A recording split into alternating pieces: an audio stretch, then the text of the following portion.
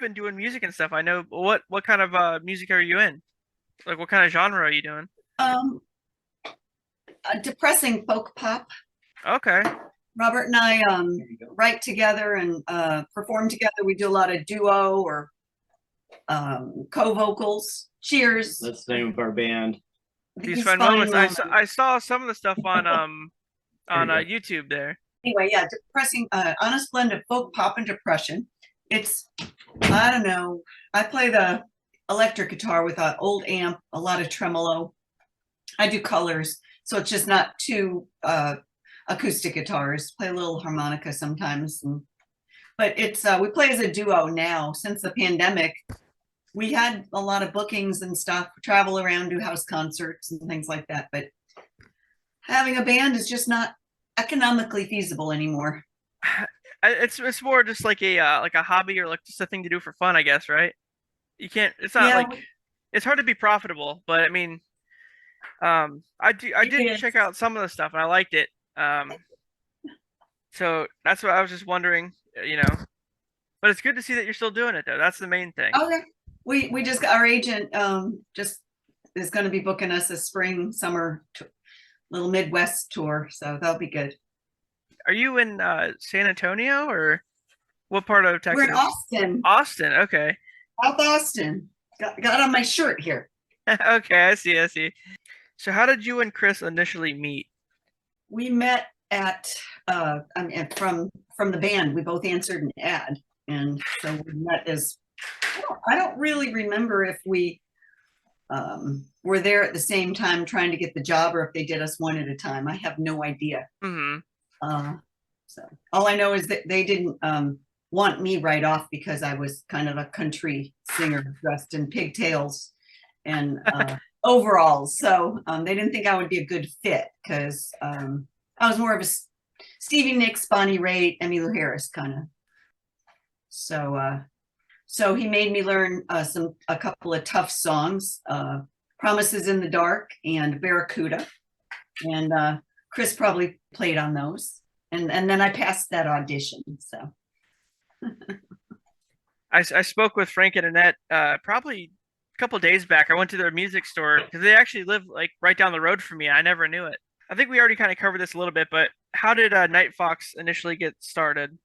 Frank and Annette put an ad in some kind of music paper, and uh, we answered the ad, and that's how Nightfox started. Hmm. All right. So, if you had to think of anything, what was the overall vibe like in the '80s in like the area? Just like Well, playing I'd say in it was like, rocking. I mean, there seemed to be a lot of gigs. It was fun, so we played as much as we could. It was the only thing I was doing at the time, so we weren't playing enough, especially when we didn't stay on the road doing 5 nights a week and stuff. But everybody kind of had other jobs other than me, so that worked out for them.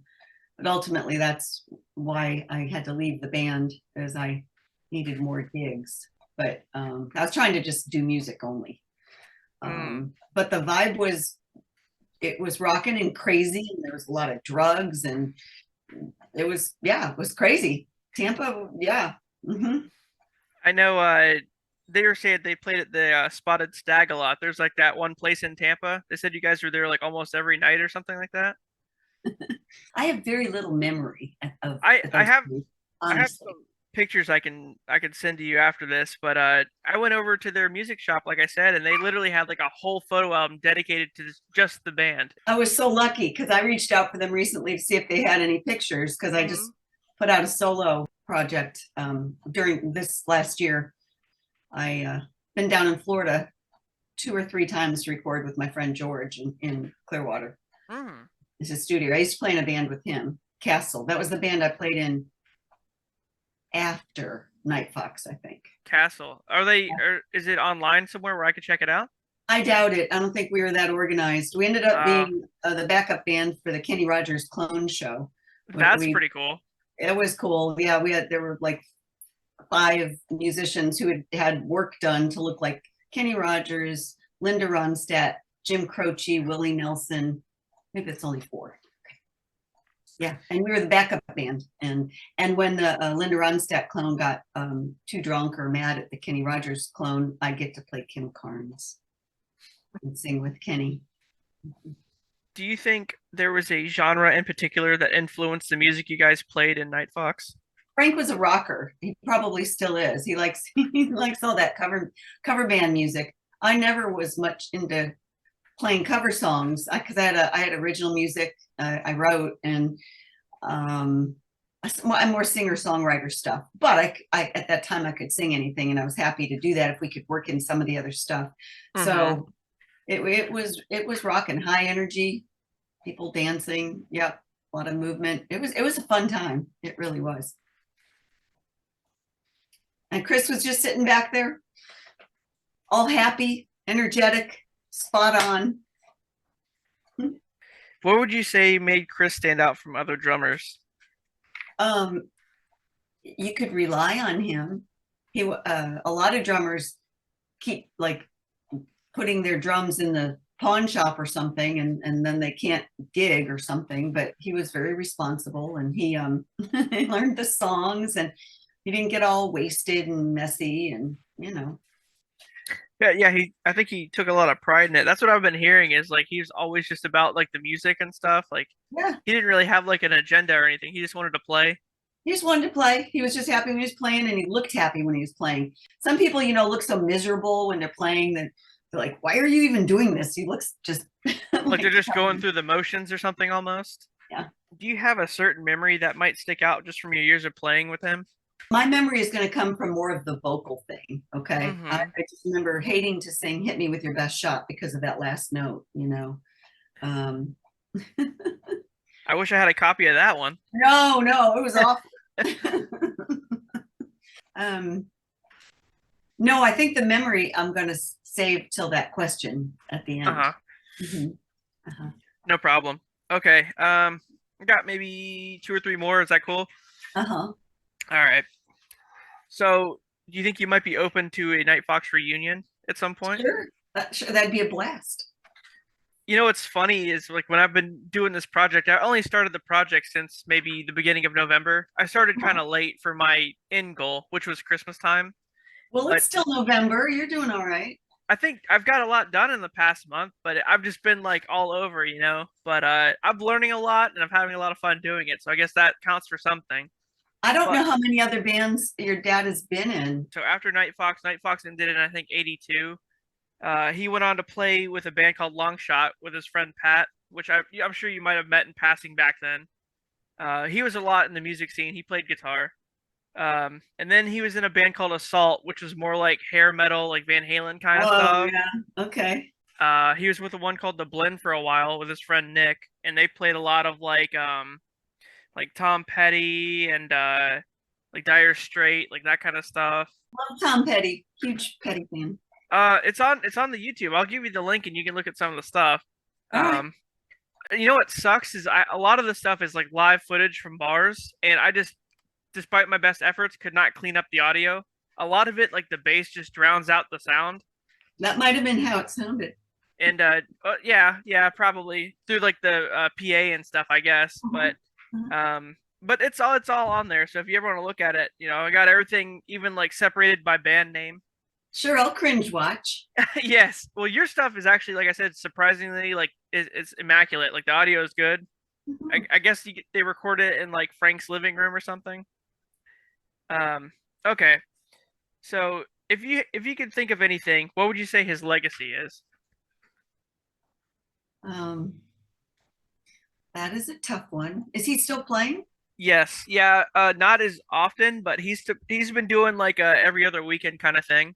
But no, he's trying to get something together with some people, and what I want to do is do like a super jam with like people from every band pretty much. Like obviously everybody's doing their own thing now, and it's hard to pull people together. But I already have like a name picked out. It's gonna sound cheesy, but Kiddapalooza. Kiddapalooza. And a lot of people I talked to are on board. It's just I gotta wait a few months to try to like build it up. Maybe next summer. But yeah, I'm gonna need a little notice on that. So yeah. Learn a song. If you could be there, that would be amazing. But I know you got. We don't mind traveling. We travel all the time. We go all over the United States playing. Yeah, I think that would probably make his whole day to see. Yeah. I told him I talked to Frank Annette. I haven't told him I talked to you yet. That's gonna be a surprise. Um, but yeah, just I want to no obligation, no expectation. Just maybe get it catered and have some good food there, and everybody just hang out and like catch up. That's the vibe. Just a real laid back kind of, hey, I haven't seen you in 10 years kind of thing. And I'll have Putting the stage set up, so if you want to play, play. putting this my little solo project I just finished together Hmm. really put me back over the history of my own musical career. Hmm. And That's kind I of always cool. thought I was getting out of the music business, but I never really did. I was hired as a praise band director at my church, and it was the best. It was a great band. That's how I met Robert, actually. Oh, the praise band. Yes. Oh my That's gosh, awesome. it was very messy. We won't get into that, but That's really cool. I wasn't just doing that. I mean, it was in bands, and I can wedding singer. I can do a just an acoustic show, just me and my guitar. Music never really let me go. It always kept finding its way back into my life, even though I kept giving it up. And I'd say I'm at that point again because the pandemic, but it's nice to hear that people haven't given up. That's what their gift is. Yeah, Yeah. I think it is a gift. I look at it like that too. So it's cool that people are still trying to get out there and do their thing. Are you still trying to get out there and focus more on the music stuff as well? Absolutely. So we've That's got cool. we're played on the radio here, so we do some interviews here every so often, and we've got a couple local gigs coming up, and then I'd love to hear it. I think that's pretty much it. Is there anything I forgot that you want to add? That well, I have to say something to Chris. that's the last part. Yeah, if you want to do that now. Yeah. All right, yeah.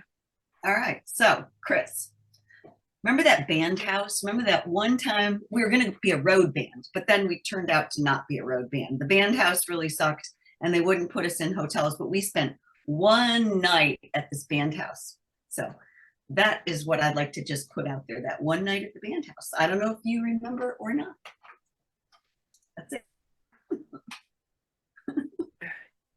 You're referring to the one that you guys went to like Georgia or something, Uh-huh. and you guys had the manager that kind of screwed you, Uh-huh. Uh-huh. and there's a snake in the back of the trailer that night. You know, I heard a little bit about it. This is a but little, not a whole, not a full story, but a little. we spent one night there and we went home. But yeah. He was saying like you guys got there and it was nothing how like they told you it would be.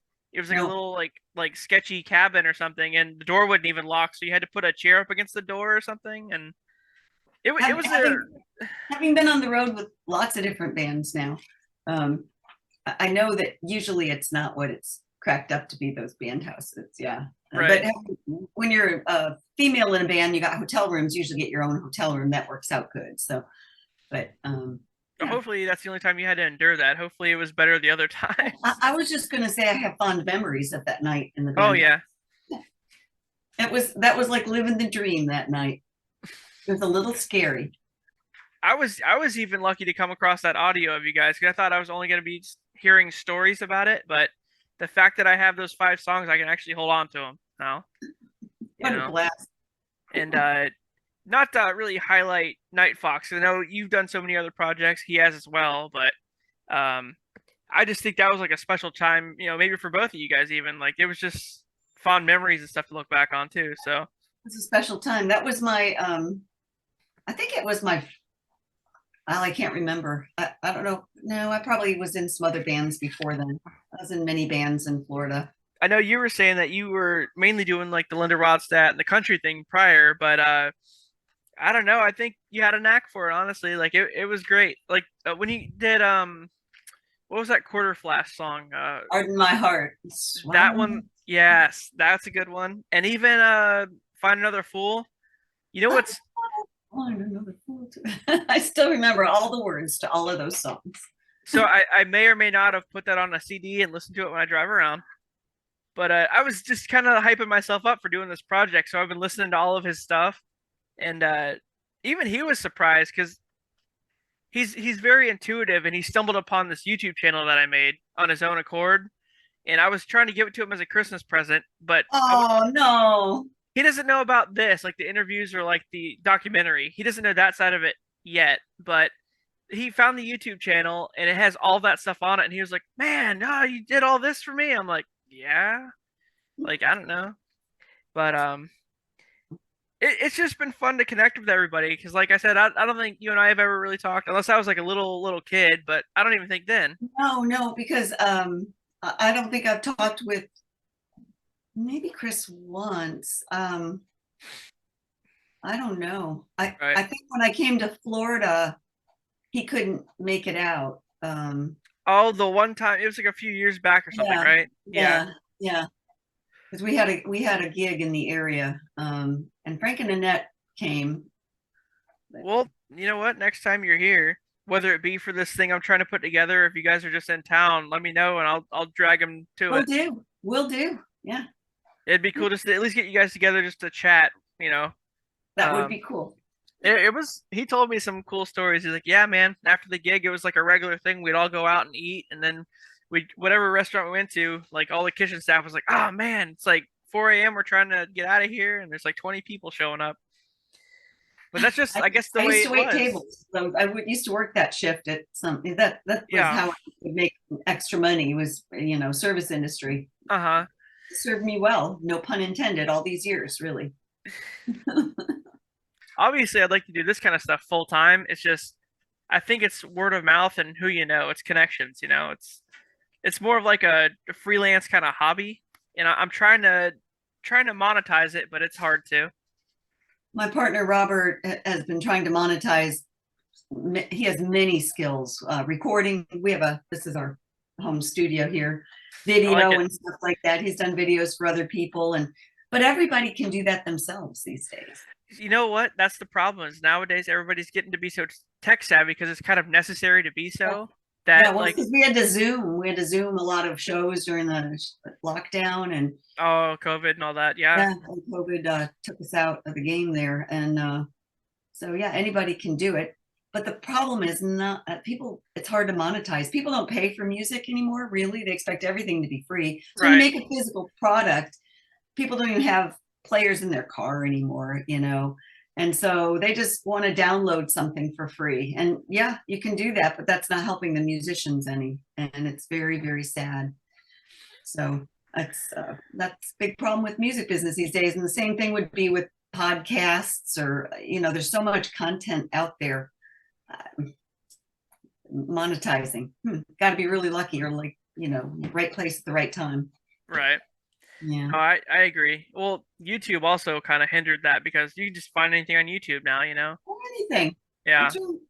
I guess That's I'm not right. really helping the cause because I'm putting everything out there, but I feel like everybody needs to hear this stuff, you know? I don't want it to stay local. And I don't know. It might get popular, it might not, but either way, it's always there if you want to see it.